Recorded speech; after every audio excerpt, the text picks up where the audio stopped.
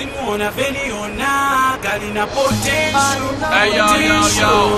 This is General Oz alongside Radio and Weasel. And this was going out to all the potential ladies in the world. True.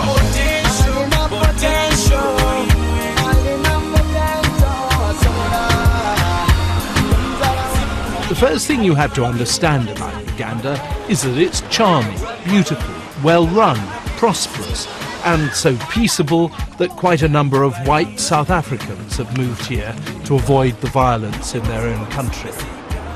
That's what makes the anger which most people here seem to feel against gays seem even harder for outsiders to understand.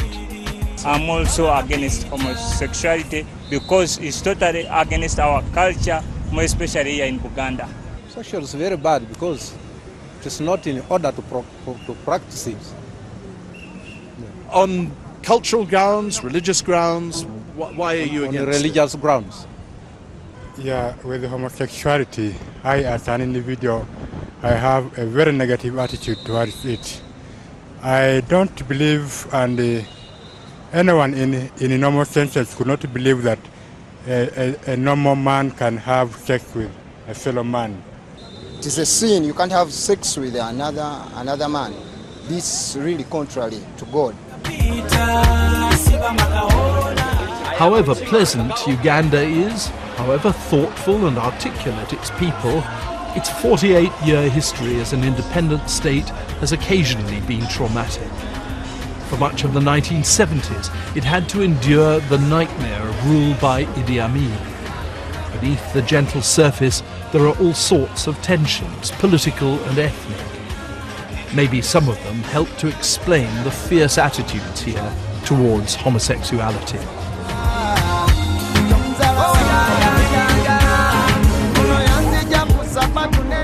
But essentially, most people in Uganda feel the entire practice of homosexuality is morally wrong, evil indeed. So when an ordinary member of parliament put forward a bill which proposed life imprisonment and even death for some homosexual acts, there was strong support, both on the government side and among the opposition. As you can see, Parliament here owes almost everything to the Westminster model, and Ugandan politics are usually pretty orderly, even though the president has been in office without a break since 1986 and seems to be shaping up for yet another term in power after next year's elections.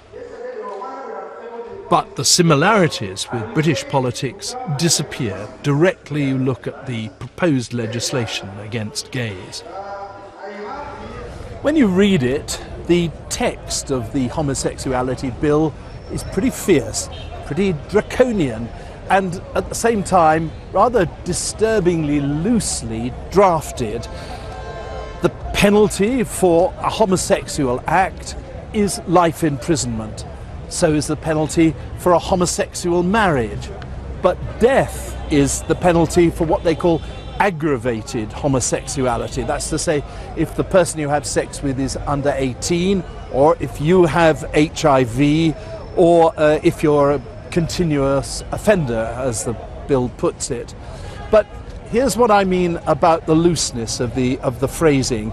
Under Section 13, the promotion of homosexuality, it says anyone who acts as an accomplice or attempts to promote or in any way abets homosexuality and related practices commits an offence and is liable to a big fine or imprisonment from between 5 or 7 years. Now, what does in any way abets homosexuality mean? I mean, does it mean, for instance, a doctor who treats a patient he or she knows to be homosexual, helps them in that way? Perhaps a lawyer who helps them find ways of getting out of trouble? It's too vague. Be that as it may, government ministers approve of the bill's approach and will give it their support when it comes before Parliament soon. This is Uganda's splendidly entitled Minister of Ethics and Integrity. I'm sorry that in the Western world you've got it spectacularly wrong, because out there the impression is that we are after gays, want to kill them. That's what they've been told out there. And the truth isn't that. What we are seeking to do is to make a statement for our society. Homosexuality is an abomination. It's not something you talk about. It's like if I were to come to UK and I encouraged you to marry your late brother's wife. You know, you wouldn't think that is possible. You don't think it's civilized. Now those kind of strong feelings are what we have with regards to homosexuality. For us it's an abomination. I understand for societies in the Western world it's a human right. Now that puts us rear at loggerheads. From our point of view, which is informed by our culture and spiritual values, it's an abomination, full stop. Contrast that with the issues in Uganda, social issues in Uganda. You have key issues. At Amnesty International, we talk violence against women as an issue that is quite rooted in the patriarchal nature of the society, not just in Uganda, but across sub-Saharan Africa. You look at the issue of corruption, which is an issue Parliament is currently embroiled in. Those are big, weighty issues, and you look at the need to pass legislation to deal with these social, economic, political issues in the country, and yet this bill finds space in the Ugandan legislature. You could go to the extent of relatively calling that persecution. Yes, indeed. That's certainly what gay people here believe, that their treatment now amounts to persecution. This is one of the few places in Kampala where they can gather in safety.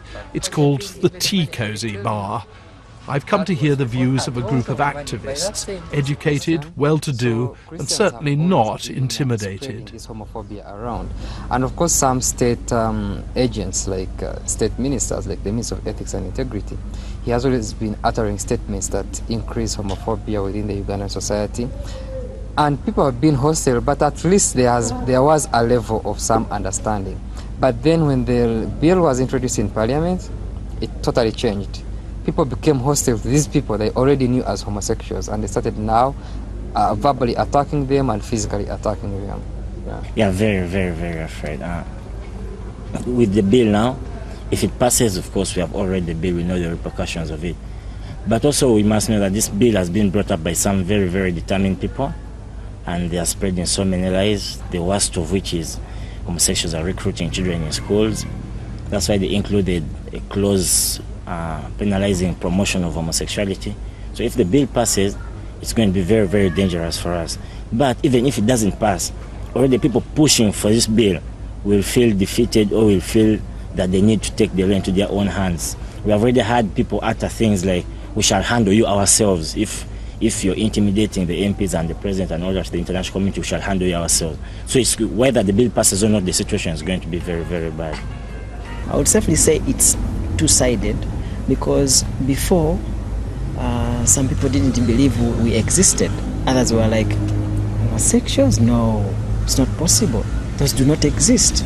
But after the bill was introduced, I think it really increased the visibility of gay people in Uganda, because they actually realized that we are really, really here to stay. We are very many people, not as few as they used to think, because before they used to say, those are just confused.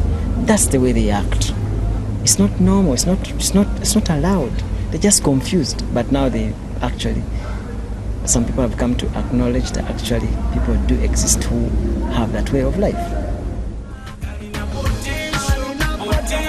Uganda has had laws against homosexuality for virtually all the past century. They were introduced in the old British colonial days and represented the standard thinking in the West at the time. Attitudes there have changed, but not here. Some of the loudest voices in favour of the new bill come from the evangelical churches. From this man especially, Pastor Martin Semper. Pastor Semper started off as a Catholic, but wasn't allowed to become a priest. He swung over to the evangelicals, though without belonging to any specific church. Now he preaches every Sunday to students at Makerere University. That is a taboo, an abomination, and evil in the sight of God.